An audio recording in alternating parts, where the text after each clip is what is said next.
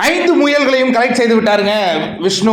கடைசி ரவுண்டில் வந்து 3 பேர் போயிருந்தாங்க இல்லையா, அதுலேயும் விஷ்ணுவுக்கு ஒரு முயல் கிடைத்தது. இப்போ அது முடிஞ்ச உடனே நிக்சன் மாதிரி ஆட்கள்லாம் இதுவரையும் எதுக்கு இந்த கேம்லேயே விளையாடுறான்னே தெரில. எவனாவது ஒருத்தன் கேம்னா எவனாவது ஒருத்தன் தான் ஜெயிப்பான், இவங்க தான் ஜெயிக்கணுமா, அவங்க ஜெயிச்சா இதுவா கூட்டணியே கிட்டணியா எவன் ஜெயிக்கிறானோ வெற்றியாளர்னு சொல்லிட்டு போங்க. உனக்கு 9,000 பணம் கொடுத்தாங்களே, ஒரு பாயிண்ட் வாங்கிக்கிட்டீல, நீ எல்லாரோட சிறப்பாக ஆடினியா, குரூப் ஏசன் தான். இப்போ இவங்க ஆடுறாங்கன்னா ஸ்ட்ராட்டஜி, அதுவும் கேம் சாதாரண கேம் கிடையாதுங்க, அது முன்ன பின்ன போகணும். அப்போ மாயா விஷ்ணு மணி இருக்கும்போது மாயாவை ஜெயிக்க விட்டுடணும். மாயா அந்த இதை எடுத்தாங்கன்னா 5 முயலையும் இவர் அங்கே கொடுத்தா இவருக்கு ரொம்ப சந்தோஷமா இருக்குமா. நிக்சன் நீ தோத்துட்ட, அவர் தோத்ததுக்கு பிறகு நான் இதை கழிச்சு விட்டுருப்பேன், நான் அதை எடுத்திருப்பேன், இதை பண்ணியிருப்பேன், அதை கழிஞ்சு பண்ணு. கேம்னா ஸ்ட்ராட்டஜியே இல்லாத வந்து நீ எல்லாம் எப்படிடா உள்ளே இருக்கிற அப்படின்னு தாண்டா கேட்பாங்க.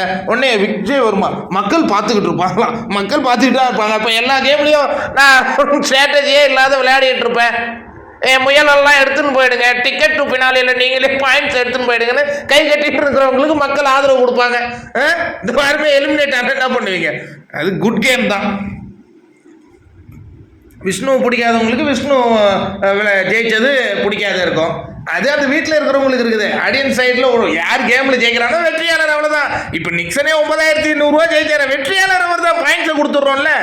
எங்களுக்கு யார் ஜெயிக்கிறாங்களோ இதில் இந்த கேமுக்கு ஸ்ட்ராட்டஜிலாம் பண்ணி தான் விளையாடணும். எனக்கு நான் பண்ணியிருப்பேன்னா பண்ணி விளையாடு, முடிச்சிடுச்சுல உன் கதை, அப்புறம் எதுக்கு பேசிகிட்டு இருக்கேன்.